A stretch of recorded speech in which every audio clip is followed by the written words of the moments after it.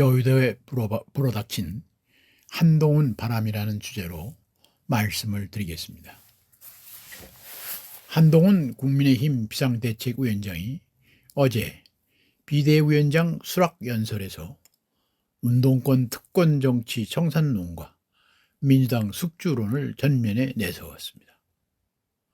그는 한때 개혁과 젊음이 상징이었던 86세대가 이제는 수구 기득권을 상징한다면서 86세대는 물론 민주당과 이재명 대표, 개딸로 불리는 강성 지지층까지 싸잡아 비판했습니다. 취임 첫날부터 보수 정당의 고질적 약점인 프레임 전쟁에서 과감한 공략에 나선 것입니다. 이런 발언은 윤석열 정부 심판론에 묶여 국민의힘이 국정안전론을 호소하는 것만으로는 총선 전국을 돌파하기 어렵다는 판단에서 나온 것 같습니다. 말하자면 운동권 특권 청산과 정치권 세대 교체론으로 총선 구두 새 판짜기에 착수했다는 것을 의미합니다. 여의도 말 한동훈 바람이 세차게 불기 시작한 것입니다.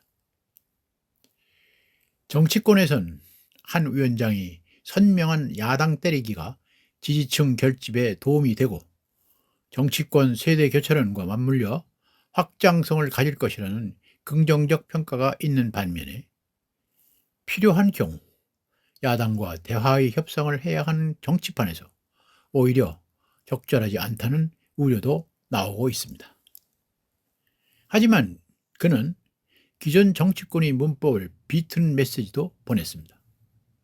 여의도 사투리가 아닌 5천만 명이 문법을 강조했던 그는 선당 후사 대신 선민 후사를 강조해 지역구는 물론 비례대표도 출마하지 않는다고 밝혀 신선한 충격을 준 게 사실입니다. 전임 지도부의 퇴진을 야기한 요소 중 하나가 인효한 혁신위원회가 요구한 주류 희생에 적극적으로 반응하지 않은 것인 만큼 한 위원장의 이런 선언은 차별화를 통한 당심과 민심을 얻기 위한 것으로 보입니다. 차기 대선 주자로 인식되는 한동훈 위원장의 정치적 명운이 이번 총선에 달려 있다는 점과 과거 국민의힘 계열 정당들이 총선 성적표가 대체로 물갈이에 성공했을 때 좋았다는 점에서 그가 파격적인 인적 쇄신을 단행하리라는 것은 확실합니다.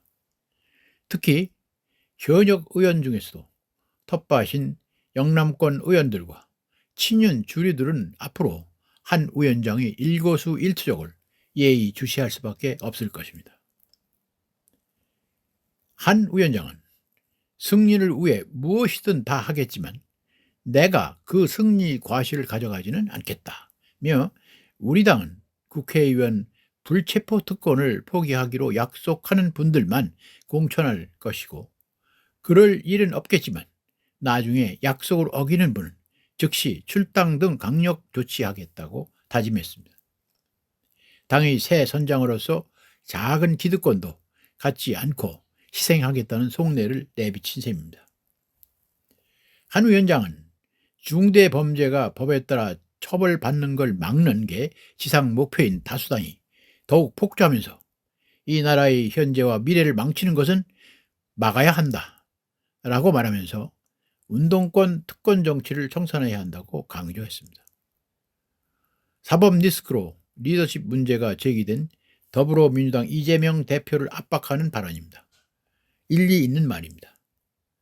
카운터파트인 여당 대표가 불출마로 희생을 솔선수범했다는 긍정적 이미지를 띄우면서 기득권을 놓지 않는 야당 대표라는 부정적 이미지를 부각함으로써 총선 국면에서 선명한 대비 효과를 보여줄 수 있을 것으로 보입니다.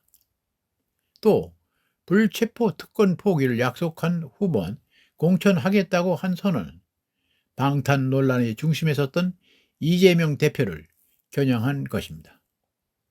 그는 수직적 당정 관계라는 지적을 어떻게 극복할 것이냐는 기자의 질문에 대통령과 여당과 정부는 각자 국민을 위해 할 일을 하는 기관이며 상호 협력하는 동반자 관계라고 정의했습니다. 또한 김건희 여사 특검에 대해서는 기본적으로 총선을 겨냥한 악법이라는 원론적인 답변을 했습니다. 한동훈 후호는 정치 경험이 변모하다는 지적, 또 당정 관계를 수평적 관계로의 변화시켜야 한다는 지적, 낡은 보수 정치를 미래지향적으로 바꾸라는 요구 등이 아직도 존재한다는 것을 직시하고 민심의 바다를 순항해야 할 것입니다. 그렇다면 선민후사라는 초심을 잃지 말아야 합니다.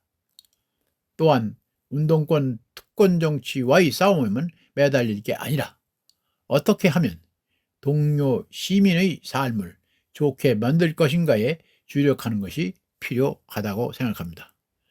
오늘은 여기까지 하겠습니다. 감사합니다.